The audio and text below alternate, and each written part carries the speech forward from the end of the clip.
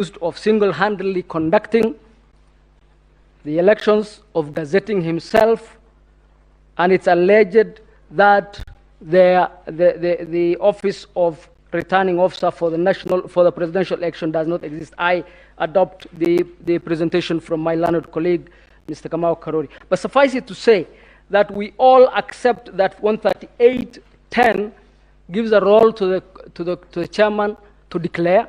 That regulation 87.3 gives legal roles to the chairman, and case law has given legal roles to the chairman.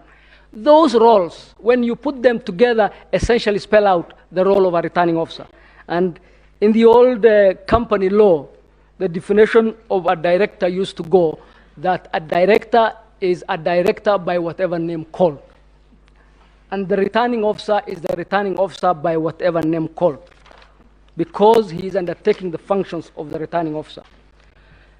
Let me now turn to the allegations from the other commissioners and the avowments in the affidavits. If you look at the totality, what you get is that these good ladies and gentlemen were either negligent or unaware of their functions, or in fact were not stating the truth as such, because the law requires for the commission to hold a minimum of 1 meeting per month. More were held during the elections. They attended all those meetings under the affidavits. The vice chair and Mr. Wanderi attended the trip you are told about in Greece, where they went to check on the presidential ballots.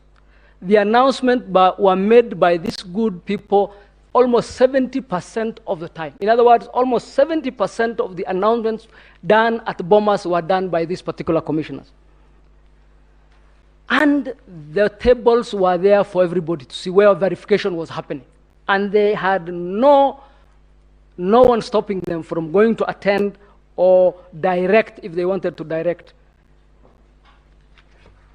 We would have shown at this point their access to the floor in the 4-minute clip, but in view of time, I will skip that. But I would urge the court to look at that video clip to show the extent of the operations of the commissioners, and especially these 4, in terms of the operations at Bomas.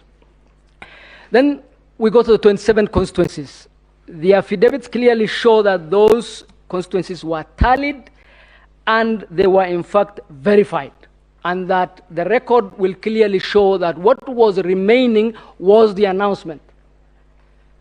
And the 4-second clip will show you the environment and the fracas at the announcement podium at the point in time when Professor Gulie was to go to that podium to announce the 27 stations which had been verified and tallied. I'll play the 4-second clip. Thank you, Sonia. Please. Yes, this is Bomas just before Professor Gulie was to announce.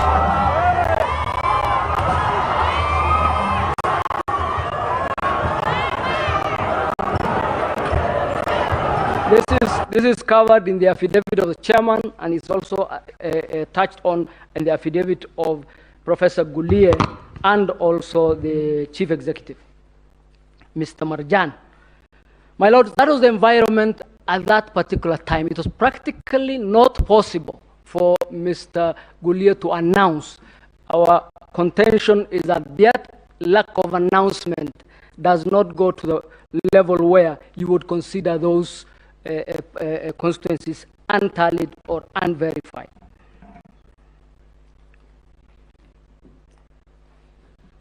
What then were the aim of the commissioners when they say we wanted to quote unquote own the results?